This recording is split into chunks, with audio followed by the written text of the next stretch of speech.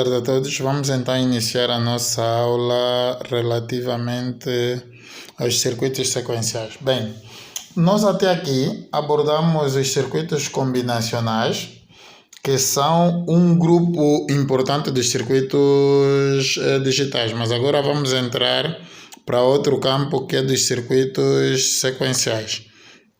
Deixa-me só abrir um panorama aqui para dizer. Os circuitos na eletrônica, os circuitos eletrônicos, né? Podem ser divididos, os circuitos eletrônicos digitais, né?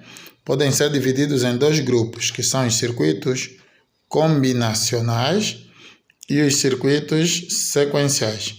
Os circuitos combinacionais são aqueles que vamos dizer que a resposta é de acordo com as combinações da entrada no mesmo instante. Ou seja, ele responde às entradas instantâneas, aos estímulos de agora, e ele responde exatamente somente de acordo com os estímulos de agora. Quer dizer que a tabela da verdade deles considera apenas o estado das entradas atuais. Quer dizer que a saída é definida pelo estado das entradas atuais.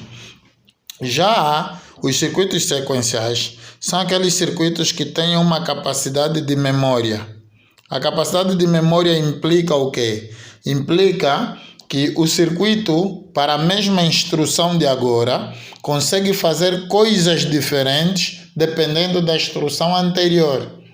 Ou seja, o circuito consegue fazer uma instrução agora diferente se a instrução anterior era X, e se deres a mesma instrução quando a instrução anterior é Y, ele também vai fazer uma outra coisa diferente. Ou seja, dar respostas diferentes para o mesmo estímulo, dependendo das instruções anteriores. Isso deriva do facto do circuito ter memória, ter capacidade de tomar decisão de acordo com os estímulos anteriores. Então, essa é a principal característica dos circuitos digitais sequenciais. E então, para introduzir os circuitos digitais sequenciais, vamos ver a primeira parte. O elemento básico de um circuito digital sequencial são os flip-flops. Aqui temos basicamente aquilo que já explicamos, a diferença entre circuitos combinatórios e sequenciais, que os circuitos combinatórios vão reagir às entradas nesse instante, às combinações de estados nesse instante, não importando os estados anteriores, enquanto que os circuitos sequenciais vão responder às entradas nesse instante, mas considerando as entradas anteriores.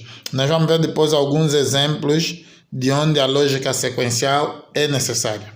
Alguns projetos como tal, podem ser utilizados circuitos combinacionais, como já vimos. Dentro dos circuitos combinacionais vimos circuitos somadores, vemos circuitos codificadores e decodificadores, vimos os multiplexadores e demultiplexadores e uma diversidade de família de circuitos combinacionais. Agora, vamos imaginar que eu tenha um problema. Por exemplo, vamos imaginar que eu tenho 3 lâmpadas. Se eu quisesse que o alarme fosse acendido só quando a lâmpada 2 acende, e quando a lâmpada 1 não acende, a lâmpada 3 acende, quer dizer, só a 2 está acesa e a 1 e a 3 não está acesa, esse problema do ponto de vista sequencial, do ponto de vista combinatório, era fácil de fazer. Eu usava uma porta AND, certo? Usava uma negação e ligava a primeira lâmpada, usava a entrada na segunda lâmpada e uma negação e ligava a terceira lâmpada, e ligava a saída da porta AND ao elemento que vai estimular o meu alarme sonoro. Eu, ao fazer um circuito dessa natureza, o que iria acontecer? Quando a primeira lâmpada estiver acesa, a saída é 0 e, portanto, não vai acontecer nada. Quando a segunda lâmpada estiver acesa, também a saída é 0 e não vai acontecer nada. Quando essas duas lâmpadas, 1 e 2, estiverem apagadas, e esta apagada também não vai acontecer nada. Mas quando esta estiver acesa e as duas apagadas, a saída aqui será um nível lógico 1 e, portanto, o nível lógico implica que o nível da tensão aqui é 5 volts. Se nós usarmos um buzzer de 5 volts, ele pode imediatamente emitir o som. Esta aqui é a análise do circuito quando usamos a lógica combinatória e para um determinado tipo de problema. Agora vamos imaginar que eu quero um projeto em que o alarme só toca se a sequência de acendimento for primeiro acender a 1, depois acender a 2 e depois acender a 3. Ou seja, O circuito só deve tocar o alarme quando o acendimento for nessa ordem. Significa que se acender primeiro a 3, depois a 2, depois a 1, o alarme não toca. Se acender a 4, depois a 1, depois a 2, depois a 1, depois a 3, o alarme não toca. Problemas dessa natureza já não podem ser resolvidos unicamente com a lógica combinatória. É aí que surge a necessidade, portanto, dos circuitos sequenciais. Para entrar nos circuitos sequenciais, vamos começar com o latch. Latch ou laço é a menor unidade de memória. E um latch tem capacidade de quê? Tem capacidade de ficar estável em 12 estados lógicos, alto e baixo, mas permitir que mesmo com a ausência do sinal da entrada, ele permaneça naquele estado lógico. Ou seja, o que deve acontecer, o que acontece numa porta lógica usual, vamos imaginar uma porta NOT, enquanto eu manter esse nível a 5 volts, aqui terei 0 volts. Mas tão logo eu elimine esses 5 volts, aqui automaticamente vai passar para 5 volts. Ou seja, tão logo eu elimine o sinal na entrada, a saída muda automaticamente. É isto que acontece com um circuito combinatório. Aqui, no latch, nós vamos fazer o elemento básico da unidade de memória. O que é que vai acontecer no latch? Eu vou estabelecer um valor lógico numa entrada, e como ele usa uma lógica da realimentação, então,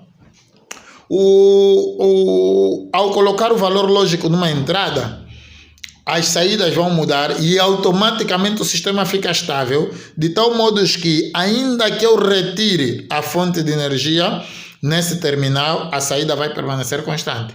Um exemplo de um latch, nós temos esse sistema de realimentação de duas portas NOT. O que é que vai acontecer nesse latch?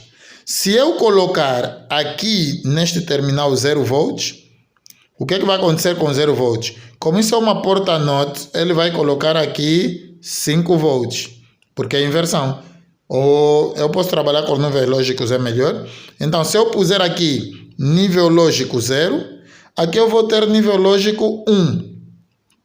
Ao ter nível lógico 1 aqui, obriga aqui que esteja nível lógico 0. Então, ainda que eu depois desligue a fonte que meteu o nível lógico 0, o circuito vai ficar estável com este no estado 1 e este no estado 0. Ele é chamado biestável por quê? Porque ele tem 12 estados estáveis. Os 12 estados estáveis são esses. Ou repara, se eu agora alterar o meu biestável, colocar agora aqui no nível lógico 1, aplicar uma fonte de tensão ali ou um sinal na entrada de 1 volt, ou de um nível lógico 1, 5 volts no caso de TTL, aqui na saída terei uma saída de nível lógico 0. E o sistema também vai ficar estável. Ainda que eu depois, vamos imaginar que eu, para colocar no nível lógico 1, coloquei um interruptor e fechei, né? Vamos lá imaginar essa configuração deste botão. Eu coloquei o interruptor e fechei. Ainda que eu depois venha e abra este interruptor, na realidade o que vai acontecer é que aqui vai continuar com o nível lógico 1, porque ele memorizou. Ele guardou e aqui vai ficar com nível lógico 0. Por isso é que o latch é conhecido como elemento básico de memória. Então esse é o funcionamento básico de um latch. Vamos uniformizar aqui alguma linguagem. Um latch é chamado de bistável, conforme dissemos, porque ele tem 12 estados estáveis. Então os 12 estados estáveis de um latch receberão o nome de set, o estado em que a saída Q está no nível 1, e o outro estado é chamado de clear ou reset, que é o estado em que a caída Q está no nível 0. Então, o bistável poderá estar no estado set ou no estado reset. Então, podemos fazer, aqui basicamente fizemos a mesma ilustração, só que viramos os dois lados da saída do flip-flop, ou do nosso latch, desculpem. Que colocamos as duas portas inversoras viradas para o mesmo lado e, portanto, as saídas invertidas. O símbolo genérico na eletrônica para um latch é um retângulo, conforme podemos ver aqui na linha A, em que terá as suas entradas. Latch pode ter 1, 2, 3 entradas, depende, vamos ver depois. E as suas saídas, ele geralmente traz 2 saídas. Uma saída Q e uma saída Q negada. A saída Q é a saída normal, não invertida. E a saída Q negado é a saída invertida. Os estados são definidos somente através da saída Q. A saída Q negado, vamos dizer que é uma saída complementar, né? Mas os estados são definidos a partir do conjunto das duas. Mas, na realidade, naqueles elementos que tiverem com consideração do cumprimento de todas as regras, vamos definir através da saída Q. Os estados são 7. No estado 7, a saída Q está no 1 e a saída Q negado está no 0. E no estado reset, a saída Q está no 0 e automaticamente a Q negado está no 1. Deve lembrar que a lógica dos circuitos sequenciais é que a saída Q seja sempre oposta à saída Q negado. Essa questão é importante, vai criar alguns paradoxos depois. Então, vamos começar a analisar o primeiro latch em uso na eletrônica, que é o latch RS. O latch RS é um conjunto formado por 2 portas OR invertidas, ou 2 portas NOR. O que é que vai acontecer ao aplicarmos as 2 portas NOR? Vai acontecer que, quando eu fizer 00, eu vou avançar diretamente para a tabela da verdade completa, para explicarmos o que é que acontece no latch RS. Quando eu fizer 00, a saída do meu latch também será no estado reset. Quando eu fizer 00 e o sistema inicialmente estava no reset, a saída vai continuar no reset. Quando eu fizer 01, não importa onde o sistema esteja, o sistema vai para o set. Quando eu fizer 10, não importa onde o sistema esteja, e o sistema vai para o reset. Quando eu fizer 11, com essas portas AND, com essa realimentação, porque o comportamento da memória é criado por essa realimentação. Mas quando eu fizer isso, 11, as 2 saídas vão ficar no estado lógico 1. Esse estado lógico 0, é chamado de um estado de incompatibilidade ou um estado proibido. Proibido por quê? Porque lembrem-se que a lógica é que as 2 saídas Q e Q negado sejam sempre invertidas, sejam sempre opostas uma das outras. Então, esse estado lógico que leva as 2 saídas a ficarem invertidas é chamado de estado proibido. Então, agora vamos analisar o latch RS quando as saídas 00 estavam no... As saídas RS estavam inicialmente no 01. Quando as saídas estavam inicialmente no 01. O que vai acontecer é que se o estado anterior as saídas estavam inicialmente no 1, quando você fizer 00, a saída aqui vai continuar no 1. Ao contrário do caso anterior, quando era no 0, se nós vimos nesse slide, quando inicialmente a saída aqui estava no 0, o sistema também, após a configuração 00, foi no 0. Claro que o 01 sempre leva no set e o 10 sempre leva no reset. Mas o 00, quando Q era 0, levava no 0.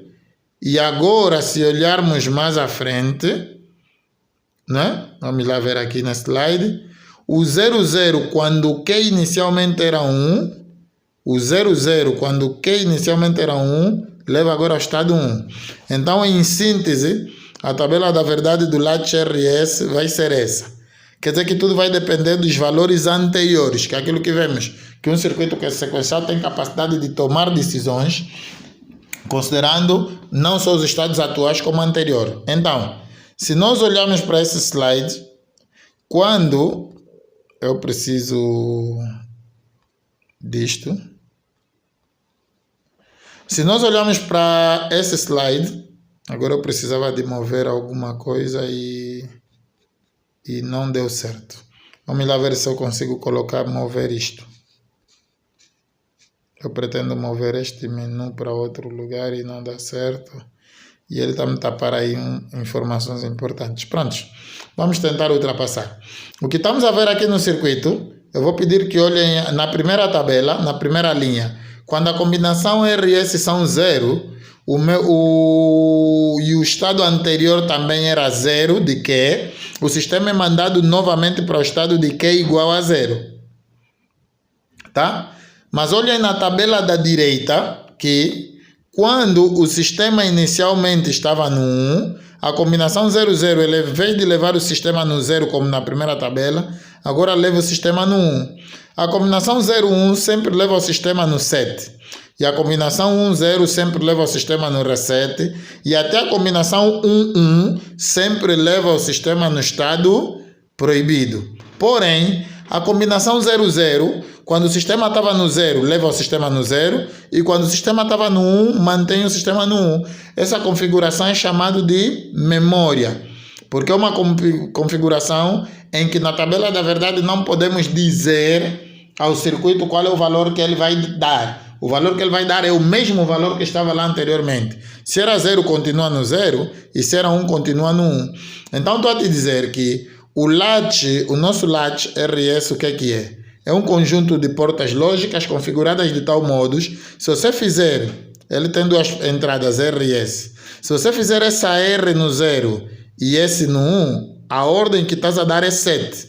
Na ordem 7, o que ele vai fazer? Ele tem duas saídas Q e Q negado. Na ordem 7 vai pôr o Q no 1 e o Q negado no 0.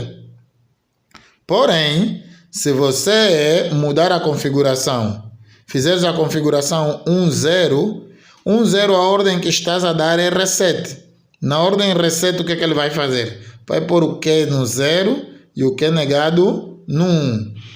Porém, quando você der a ordem na entrada para fazer 1, quando você puser dois sinais 1 na entrada, a ordem que estás a dar é o estado proibido. O estado proibido é aquele em que as duas saídas são colocadas no nível lógico 0. Só que ele tem um estado de memória. No estado de memória, o que acontece? Se você pegar o teu flip-flop ou o teu latch, né? Porque nós ainda estamos a analisar o latch. Depois eu explico mais à frente a diferença entre um latch e um flip-flop.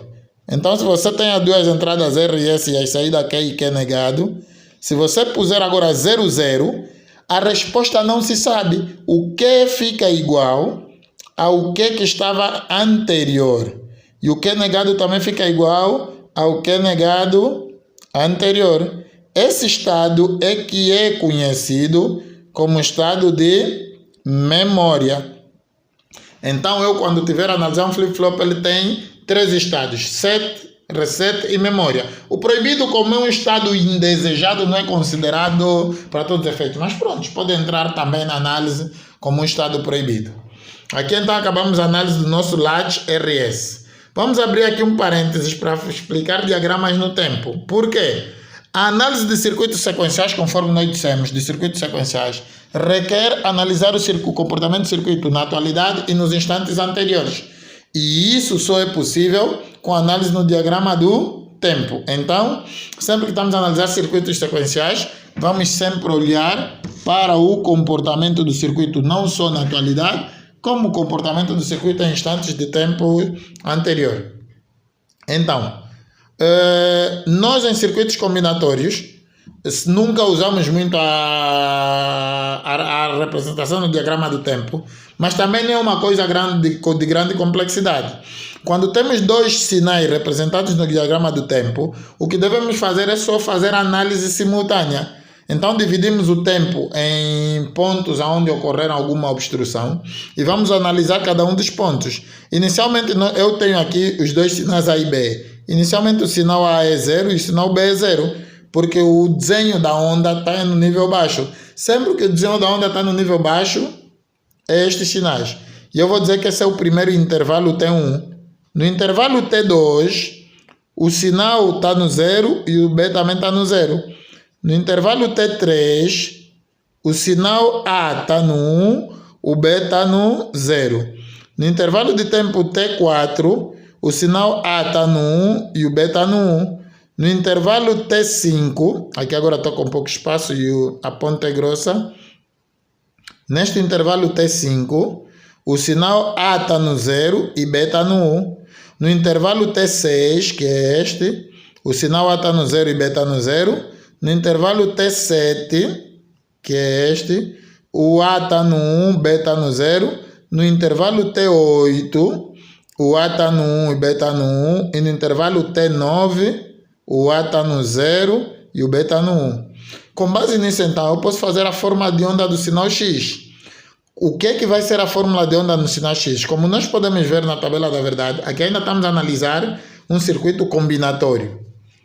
Ok? No combinatório as reações são instantâneas. Então o que é que vamos ter na prática? É que o sinal X vai obedecer às combinações lógicas. Aqui ainda vai dar 0, aqui vai dar 0, aqui vai dar 0. Aqui nesse instante ele vai passar a ser 1, porque as duas são 1. Vai ficar 1 até aqui neste ponto. Depois vai voltar a ser 0 e vai voltar a ser 1 aqui nesse intervalo e depois voltar a 0. É 1 neste intervalo por quê? Porque as duas entradas são 1 e isso é uma porta AND. A porta AND só dá resultado 1 quando as duas são simultaneamente 1, que são nesses dois pontos. Nos outros pontos, como uma é 1 e a outra é 0, o resultado é 0. Aqui também uma é 1, a outra é 0, o resultado também é 0. E isso acontece em quase todos os outros pontos. Portanto, essa é a representação de sinais no diagrama do tempo. Essa representação para circuitos combinacionais não é tão relevante, mas pode ser feita. Mas ela é muito relevante para circuitos sequenciais. Então vamos analisar aqui o nosso primeiro exemplo. No nosso primeiro exemplo, nós temos um latch RS, que tem a tabela da verdade dada aqui. Quer dizer que a combinação 00 leva no estado não muda. Alguma bibliografia trata em estado como não muda, outras como memória, etc. A combinação 0 leva no set, a combinação 01 leva no reset, e a combinação 1 no estado proibido ou inválido, que vai produzir as duas saídas nulas. Então vamos imaginar como é que eu analiso o latch RS. Esse é o latch RS, ele tem duas entradas L e RS e a saída Q e Q negado. Então vamos imaginar que ele recebeu esse sinal no set e esse sinal no reset. Como é que se faz a análise desse circuito? Inicialmente o sistema está em 00. 00 o estado é memória. Memória quer dizer o quê? O sistema permanece conforme está. No instante T1, o S passa para 1 e o reset passa para o 0. Se o S7 está no 1, o reset está no 0, a ordem é 7. Quando a ordem é 7, o sistema sai do 0 e vai imediatamente para 1. Depois temos a combinação 00. A combinação 00 é memória. Qual é a ordem da combinação memória? O sistema continua conforme está. Depois, no instante T3, temos a combinação 01. A combinação 01, como 1 está no reset, então a combinação 01 dá a ordem reset. A ordem reset leva a saída aqui no 0. Depois temos de novo 00, que é a ordem memória. Depois, no instante T5, temos a combinação 01. 01 é reset, mas um sistema que já estava no reset, dar a ordem reset, ele permanece no mesmo. Depois temos a combinação 00, que é aqui neste ponto, é memória. E depois temos a combinação 10. 10 dá novamente a ordem 7. A ordem 7 leva o sistema para cima. Quer dizer que este gráfico que está aqui ilustrado embaixo é a resposta no diagrama do tempo para este sinal. Prestem atenção que essa análise que eu fiz é muito importante. E eu prefiro que quando fazem exercício vão escrevendo embaixo de cada transição a ordem do sistema C7, reset ou memória. Isto para quê? Para ajudar a entender qual foi a linha de raciocínio por vós seguidas. Mas o latch RS não se faz só com portas NOR. Também dá para fazer o latch RS com portas NAND. Qual a diferença? É que quando fizermos o latch RS com porta NAND, os comportamentos vão mudar um bocadinho, fruto da mudança da porta lógica. Então, se eu fizer 1, em vez de ir para o estado inverso, ele vai para o estado memória. 01, em vez de dar o reset, que é o que está ativado com 1, vai dar o 7. 10, em vez de dar 7, vai dar reset.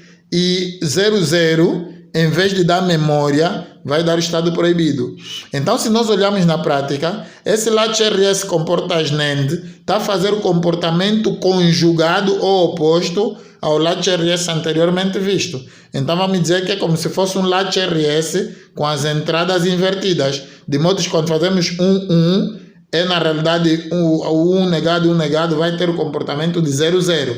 E quando fizermos 0, 1, que é reset, como os dois estão negados, vai dar comportamento de 1, 0, que é 7, e vai ter o comportamento de 7, e assim sucessivamente. O que estamos a dizer é que o latch RS com portas NAND é equivalente ao latch RS com porta OS, seguido de duas portas inversoras nas suas entradas.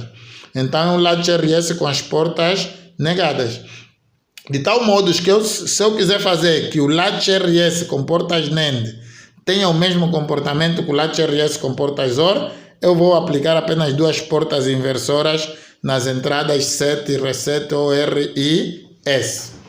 Então, este é o comportamento do latch RS e esses exercícios depois vamos analisar muito na sala. Os circuitos sequenciais estão divididos em dois grupos e vamos já aqui fazer o esclarecimento da diferença entre um latch e um flip-flop. Os circuitos sequenciais podem ser assíncronos ou síncronos. Quando falamos de um circuito sequencial assíncrono, estamos a falar simplesmente de um latch. Um latch é um circuito sequencial assíncrono. Assíncrono significa o quê? Significa que eles não têm nenhuma base de tempo para o funcionamento. Quer dizer, um assíncrono,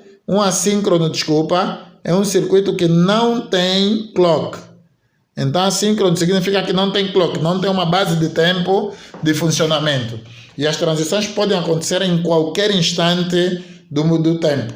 Já os circuitos sequenciais síncronos, se eu pegar o latch e inserir uma entrada para o clock, ele vai automaticamente deixar de ser latch e vai passar a chamar-se flip-flop. Um flip-flop não é nada mais, nada menos do que um latch síncrono. Tanto que há bibliografias que, em vez de falar em latch e flip-flop, utilizam a terminologia latch assíncrono e latch síncrono. Então, podem encontrar latch síncrono ou flip-flop. Do ponto de vista simbólico, o latch e flip-flop não tem grande distinção. A grande distinção será na entrada clock. Se eu tiver um latch, eu tenho apenas duas entradas, R e S, por exemplo, se for o latch RS, e duas saídas Q e Q negado. Ele é representado meramente por um retângulo. Já se eu tiver um flip-flop, o flip-flop, em vez de duas entradas, ele tem três entradas. Ele tem a entrada R e a entrada S, mas tem uma entrada para o clock. E na sua saída também tem duas saídas Q e Q negado. Em termos geral, o flip-flop faz quase o mesmo que o latch. A única diferença é que o flip-flop tem uma base de tempo que é o chamado clock. E essa base de tempo faz com que o flip-flop receba um estímulo. Se não for dentro do tempo que o clock permite, esse estímulo é ignorado. Enquanto que o latch, todos os estímulos que ele recebe, ele executa. O flip-flop não. Ele executa alguns estímulos que estão dentro do tempo permitido do clock e não executa outros estímulos que ele recebe externamente quando estão fora do tempo permitido do clock. Quem é o clock? O clock, na realidade, é um trem de pulso retangular. O clock será que um sinal retangular que terá nível baixo, nível alto, nível baixo, nível alto e assim sucessivamente. O clock é utilizado para dar sincronismo. Então esse sincronismo do flip-flop é conseguido graças à existência do clock. O clock é então um sinal de onda quadrada que vai ser utilizado para dar sincronismo ao nosso circuito. Como é que eu faço um latch como é que eu converto um latch RS em um flip-flop? Para convertermos um latch RS em um flip-flop, a técnica basicamente é esta região até aqui é o nosso latch RS. O que nós vamos fazer é adicionar o sinal clock simultaneamente nas duas entradas. Reparem lá como é que isso funciona. Aqui eu coloquei uma porta AND que liga o sinal S com o clock. Isso coloca o sinal S totalmente dependente do clock. Quer dizer que, enquanto o clock for 0, essa porta AND vai ser 0, independentemente do sinal S. E então o sinal S não vai ser lido pelo nosso latch RS lá à frente, que é o que faz os trabalhos que nós dissemos. Analogamente, o sinal R também entra com o sinal clock numa porta AND. Consequentemente, o sinal R também passa a estar dependente do sinal clock, de modo que sempre que o clock está no 0, nem o sinal R nem o sinal S são lidos, porque ainda que esses sejam 1, o facto do clock estar no 0, esses dois não transitam para a entrada do latch. E se eles não transitam para a entrada do latch, porque as entradas do latch são 0, então eles não são convertidos ou não são utilizados para fazer a transformação. Quer dizer que todas as ordens que acontecerem aqui vão ser ignoradas, quer seja 0 ou 1, são ignoradas enquanto o clock estiver no nível 0. Agora, quando o clock passa para o nível 1, então a saída daqui agora fica igual a S, porque tem uma entrada 1 e numa entrada S. A saída será S vezes 1. E aqui no outro lado tem uma entrada 1 e uma entrada R. A saída também será R vezes 1. Quer dizer que o sinal R e o sinal S transitam para o nosso latch. E quando eles transitam para o nosso latch, vai acontecer aquilo que é previsto pelo latch RS, de acordo com a tabela da verdade. É importante para os estudantes que captem e memorizem as tabelas da verdade de cada um dos latches, porque é ela a base para o funcionamento do circuito. Então quer dizer que quando o clock está no 1, é isso que está aqui escrito em resumo, quando o clock está no 0, eles não sentirão as variações das entradas. Enquanto que quando o clock está no 1, ele vai entrar em funcionamento normal, quer dizer que as entradas estão abertas e todas as transformações podem acontecer. Isso então dá uma mudança na análise de diagramas de tempo do flip-flop. Vamos lá imaginar esse exercício, este exemplo, em que nós temos um flip-flop RS, sensível ao nível. Depois vamos explicar o que é isso de sensível ao nível. Então ele tem duas entradas R e S e a entrada clock. A entrada clock às vezes está no 0, às vezes está no 1. Aqui está no 0, aqui está no 1, aqui está no 0, no 1, aqui está no 0, aqui está no 1 e aqui está no 0. O que acontece? Sempre que a entrada clock está no 0, todas as transformações que acontecem nela são ignoradas. Todas as mudanças que acontecem nas entradas R e S são ignoradas. Por que essas mudanças são ignoradas? Porque, sendo que o clock está no 0, essas mudanças não fazem parte do flip-flop, ou não chegam a chegar lá no laço e, portanto, não são tidas nem achadas. Quando é que as mudanças passam a ser tidas e achadas? Quando o clock, nessa linha em que o clock entra no 1. Quando o clock entrar no 1, nesse instante, o flip-flop vai receber as entradas R e S. E ele vai analisar o S, no momento é 1, e o R é 0. S1, R0, qual é a ordem que é dada ao flip-flop? É o estado 7. Então ele vai mudar a sua saída de 0 para 1. Depois disso, ainda com o clock no 1, vem a combinação 00. A combinação 00 é memória. Memória faz o flip-flop permanecer onde está. Depois disso, há o fecho do clock. Eu gosto de representar o fecho do clock por um φ, X.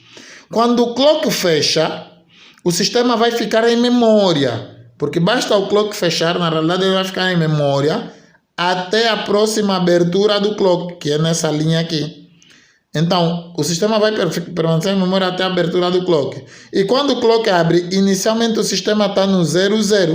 Estando no 00, o estado ainda é memória. Então, aqui o sistema ainda terá estado de memória. Mas depois de um pouquinho de tempo, essa permanece no 0, mas essa vai para 1. Esta indo para 1, a configuração é reset. Então, aqui, vão desculpar-me, cliquei sem querer. Não tem espaço, vou escrever aqui em cima. A combinação é reset. A combinação reset leva esse sistema aí para o 0.